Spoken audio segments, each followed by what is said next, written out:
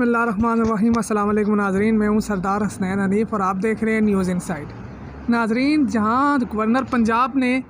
हमारी इत्तलाहात के मुताबिक, हमारी ख़बरों के मुताबिक जो हमने आपको एक दिन पहले जो है वो दे दी थी कि पंजाब में जो है वो गवर्नर पंजाब वज़ीर आला पंजाब को जो है वो डी नोटिफाई कर सकते हैं। अल्हम्दुलिल्लाह हमारी वो ख़बरें भी जो है वो सच साबित हुई और जहाँ पर सब खून मारा गवर्नर पंजाब ने पंजाब की हुकूमत पर और एक गैर आइनी इक़दाम के ज़रिए उन्होंने इलेक्टेड वज़ीर आला परवेज़ इलाही को जो है वो डी नोटिफाई किया, जिसकी पाकिस्तान के आइन में जो है वो कोई गुंजाइश नहीं थी। उसको जो है वो पाकिस्तान की जो अदालतें हैं, जो लाहौर हाई कोर्ट है, उसने उस फ़ैसले को जो है वो मुअत्तल किया और वज़ीर आला पंजाब को जो है उन्होंने अपने ओहदे पर अपनी काबीना के साथ जो है वो बहाल कर दिया। नाज़रीन, जहाँ पर इस फ़ैसले को जो है वो सराहाया जा रहा है, वहीं पर इस फ़ैसले में ये भी तनकीद की जा रही है कि जो लाहौर हाई कोर्ट ने जो बयान हल्फ़ी मांगा है परवेज़ इलाही से कि जब तक जो है वो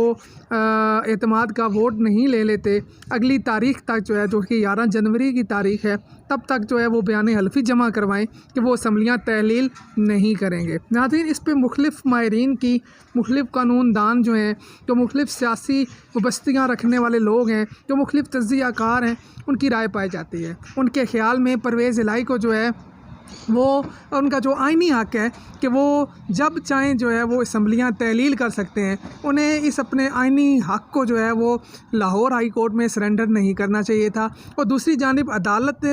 आलिया ने भी जो है वो इस किस्म का जो बयान हल्फ़ी मांगा है, उनको भी जो है वो इस तरह का बयान हल्फ़ी नहीं मांगना चाहिए था और उन्हें इस केस को मेरिट पर सुनना चाहिए था और मेरिट पर फ़ैसला करना चाहिए था। क्योंकि माहिरीन का और तज्ज़िया निगारों का ये कहना है कि अदालतें जो हैं वो कानून और आइन के मुताबिक जो है वो फ़ैसला करती हैं मेरिट पर, ना कि मामलात को जो है वो सेटल करवाने की कोशिश करती हैं, ना तो जो है वो मामलात पे जो है वो दोनों पार्टियों को एक नुक्ते पे मुत्तफ़िक करने की कोशिश करती हैं। अदालतों का काम तो जो होता है वो होता है इंसाफ़ करना कि कौन सा फ़रीक जो है वो इंसाफ़ के तकाज़ों पर पूरा उतरता है जो सही है, और कौन सा फ़रीक जो है वो गलत बयानी से काम ले रहा है जो गलत है और जो इंसाफ़ के तकाज़ों को पूरा नहीं कर रहा। लेकिन बहरहाल जो होना था वो हो गया। और दूसरी जानिब वक्ती तौर पर ये ऐसा महसूस हुआ कि परवेज़ इलाही ने जो है वो अपना आइनी हक़ अदालत में बयान हल्फ़ी की सूरत में जमा करवा के सरेंडर कर दिया है। लेकिन परवेज़ इलाही और पाकिस्तान तहरीक इंसाफ़ ने ये बहुत ही समझदारी के साथ ये कदम उठाया, क्योंकि उन्होंने एक जानिब जो है वो अपनी हुकूमत अपनी काबीना समेत जो है वो बहाल करवा ली, जिससे जो है वो PDM की सियासत को एक बड़ा जो है वो सियासी दचका लगा। और दूसरी जानिब जो है अब अगले जो महीने की 11 तारीख़ है, अदालत में 11 तारीख़ तक ये बड़े ही आराम के साथ पंजाब में अपने सारे सरकारी वसाइल इस्तेमाल करते हुए अपने जो मेंबरान पार्लियामेंट हैं, सूबाई असम्बली हैं, उनको जो है वो अपने साथ इंटैक्ट रख सकते हैं, उनके साथ राब्ते कर सकते हैं और अगले महीने की 11 तारीख़ से पहले इन्होंने एतमाद का वोट भी ले लेना है। इसके बरअक्स अगर वो बयान हल्फ़ी जमा ना करवाते और अदालत जो है वो गवर्नर के गैर आइनी इक़दाम को मुअत्तल ना करती तो परवेज़ इलाही तो जो है वो निगरान वज़ीर आला के तौर पर काम करते, लेकिन उनकी काबीना बहाल नहीं होनी थी। उस सूरत में जो है वो मुस्लिम लीग नून, पाकिस्तान तहरीक इंसाफ़ के जो सूबाई पार्लियामेंटेरियंस हैं उनके ऊपर अपना दबाव बढ़ाती, अपना वफाकी हुकूमत के सियासी असर और रसूख का इस्तेमाल करती, अदारों का इस्तेमाल करती और उन्हें डराया धमकाया जाता। और फिर ऐन मुमकिन था इस सूरत हाल में कि शायद कुछ अरकान जो है वो एतमाद के वोट के लिए ना आ सकें, शायद वो एब्सटेन करें, तो उस सूरत में पाकिस्तान तहरीक इंसाफ़ और परवेज़ इलाही के लिए जो है वो मुश्किलात पैदा हो सकती थी। लेकिन उन्होंने बड़ी समझदारी के साथ ये बयान हल्फ़ी जमा करवा कर ना कि अपनी उन्होंने हुकूमत जो है वो बहाल करवाई, बल्कि उन्होंने जो है वो ताकत भी हासिल कर ली, जिसके ज़रिए वो 11 जनवरी से पहले पंजाब में एतमाद का वोट जो है वो ले लेंगे। और जब 11 जनवरी को अदालत में जो है वो दोबारा इस केस की जो है वो इंक्वायरी होगी, इस केस को जब सुना जाएगा तो उसके बाद जो है वो वो परवेज़ इलाही जो है वो इस असम्बली को तहलील करने का जो उनका आइनी हक़ है उसको भी इंशाअल्लाह जो है वो वापस ले लेंगे। दूसरी जानिब नाज़रीन, इमरान खान ने एक बार फिर जो है वो अपनी पिच पर PDM को खिलाते हुए इस सारे ड्रामे में जो गवर्नर पंजाब ने और वफाकी हुकूमत ने मिलकर किया उसमें जो है वो कामयाबी हासिल की और एक बार फिर जो है वो शिकस्त का सामना करना पड़ा PDM को, जिससे उनको बड़ा सियासी नुकसान हुआ है। वहीं जो है वो आसिफ अली जरदारी जो है वो बड़े ब्रीफ केस भर कर लाए थे पंजाब में, लाहौर में बैठे हुए थे, वो भी गुज़िश्ता रोज़ जो है वो वापस रवाना हो गए हैं। ये भी इस बात का सबूत है कि इस बार आसिफ जरदारी जो हैं वो ज़मीरों का सौदा करने में मुकम्मल तौर पर नाकाम रहे हैं और जो वो ख़रीदो फ़रोख्त करना चाहते थे पंजाब में मौजूदा जो है वो सियासी सूरत हाल में, वो उसमें मुकम्मल तौर पर नाकाम हुए हैं। इसके बाद नाज़रीन अब ऐसे लग रहा है कि आइंदा चंद दिनों में हमारे ज़राए के मुताबिक 28 दिसंबर को पाकिस्तान तहरीक इंसाफ के जो मेंबर पार्लियामेंट हैं, जो कौमी असम्बली के जो मेंबरान हैं, वो शाह महमूद कुरैशी की क़ियादत में जो है वो KPK हाउस इस्लामाबाद में जो है वो जमा होंगे और फिर वहाँ से सब लोग इकट्ठे जो है वो पार्लियामेंट हाउस में जाएंगे और स्पीकर कौमी असम्बली के सामने पेश होकर अपने अपने इस्तीफ़ों की जो है वो तस्दीक करेंगे। तो वहीं जहाँ पर पंजाब में PDM को शिकस्त का सामना करना पड़ा है, वहीं पर जो है वो PDM को अब वफाकी हुकूमत में भी, कौमी असम्बली में भी जो है पाकिस्तान तहरीक इंसाफ जो है वो टफ़ टाइम देने जा रही है और वो इस बात पर मुत्तफ़िक हैं कि ये अगले महीने में यानी कि जनवरी में जो है उन्होंने अपने तमाम के तमाम जो कौमी असम्बली के इस्तीफ़े हैं उनको मंजूर करवाना है ताकि पाकिस्तान को जो है वो आइंदा जो है वो नए इंतखाबात की तरफ लेकर जाया जा सके। और हमारी इतलात के मुताबिक भी इमरान खान इस बात पर, इस फैसले पर खड़े हैं कि उन्होंने 11 जनवरी की जो अदालत में अदालती कार्रवाई है उसके बाद जो है उन्होंने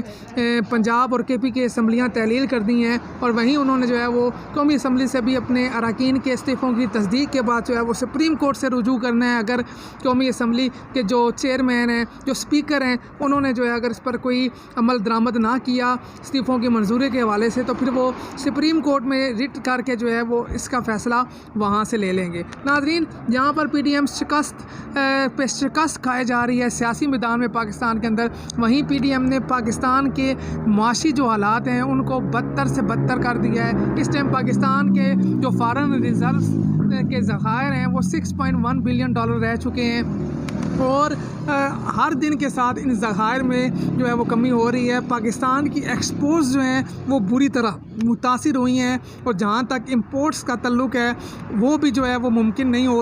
हो पा रही, उस पर भी जो है वो पाबंदी लगा दी गई है क्योंकि इतने ज़रिए मुबादला के फ़ॉरेन करेंसी रिज़र्व्स नहीं हैं कि आप इंपोर्ट्स कर सकें और इंपोर्ट्स की सूरत में जो है वो आप पेमेंट्स कर सकें। जो LCs हैं वो नहीं खोली जा रही, तो लिहाजा पाकिस्तानी ताजरों ने जो ख़ास तौर पर जो गारमेंट्स की फील्ड से जो है तल्लुक़ रखते हैं, उन्होंने जो आर्डर्स लिए हुए थे पूरी दुनिया से वो बुरी तरह मुतासिर हुए हैं और यहाँ पर जो पंजाब में बिलखुसूस और कराची में जो है वो फैक्ट्रियाँ बंद हो रही हैं। एक सर्वे के मुताबिक पिछले 8 माह में तकरीबन 22 लाख पाकिस्तानी जो हैं वो बेरोज़गार हो चुके हैं। जहां पर बेरोज़गारी में इजाफ़ा हो रहा है, जहां पर डॉलर जो है वो नायाब है, डॉलर में एक बार फिर इसारदार जो है वो पाकिस्तानी कौम के साथ एक बड़ा हाथ कर रहे हैं। उन्होंने डॉलर को मसनूई तरीके के साथ जो है वो बैंकों के अंदर 225 रुपये पर रोका हुआ है, जबकि ओपन मार्केट में डॉलर जो है वो 250 रुपये का भी नहीं मिल रहा। तो इसकी वजह से भी पाकिस्तानी करेंसी पर जो है वो दबाव आ रहा है और डॉलर की प्राइस बढ़ रही है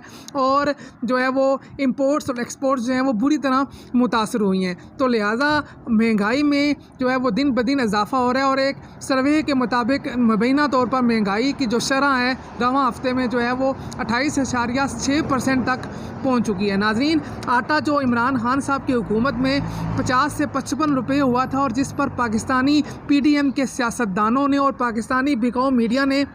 नाच के जो घुंघरू तोड़े थे, वही मीडिया और वही PDM अब जो है वो खामोश हैं और उनके मुंह पे ताले लगे हुए हैं क्योंकि अब आटे की कीमत कराची में जो है वो 130 रुपये फ़ी किलो को छू रही है और एक अंदाजे के मुताबिक एक लोकल जो है वो बायर की रिपोर्ट के मुताबिक कराची में जो 10 किलो का आटे का थैला है फ़ाइन आटा जो है वो 1300 रुपये का इस टाइम मिल रहा है। जबकि इमरान खान साहब के दौरे हुकूमत में अप्रैल और मार्च में इसी साल में जो है ये आटे आटे का 20 किलो का जो थैला था वो 11 और 1150 रुपये की कीमत में दस्तयाब था, लेकिन अब 10 किलो का जो थैला है वो 1300 रुपये में मिल रहा है और 20 किलो का थैला उस हिसाब से जो है वो 2600 रुपये का हो चुका है। लेकिन ना ही आपको मीडिया इस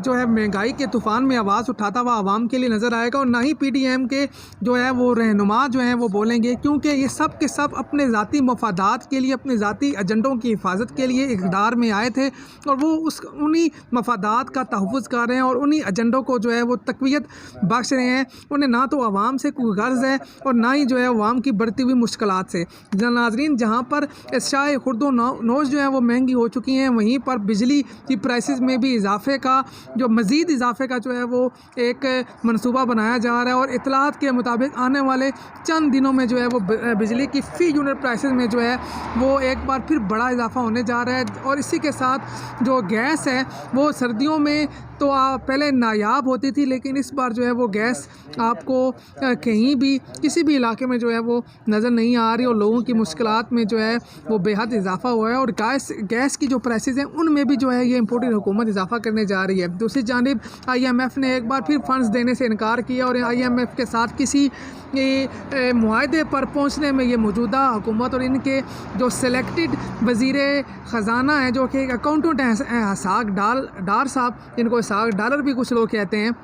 वो मुकम्मल तौर पर नाकाम हो चुके हैं। नाज़रीन, पाकिस्तान की बिगड़ती हुई मैशत जो है वो पाकिस्तान को जो है वो अंदरूनी और बैरूनी ख़तरात से जो है वो लाहक कर रही है, लेकिन जो अरबाब इख्तियार हैं, जो पाकिस्तान के अदारे हैं, वो ताकतवर लोग जो इसमें अपना रोल अदा कर सकते हैं, बज़ाहिर अभी तक वो जो है वो अपनी अना पर कायम है, वो अपनी जो है वो ज़िद पर कायम है और वो खामोशी के साथ तमाशा देख रहे हैं। लेकिन देखते हैं ये हालात, ये बिगड़ते हुए हालात और ये बिगड़ती हुई माशी और सियासी सूरत हाल पाकिस्तान को किस दोराहे पर ला कर खड़ा करती है। देखते रहिए हमारा चैनल। जैसे ही कुछ नई खबरें आती हैं मिलते हैं आपके साथ नई खबरों नए तज़िये के साथ। अपना ख्याल रखिएगा, हमारे लिए दुआ कीजिएगा। अल्लाह हाफ़िज़।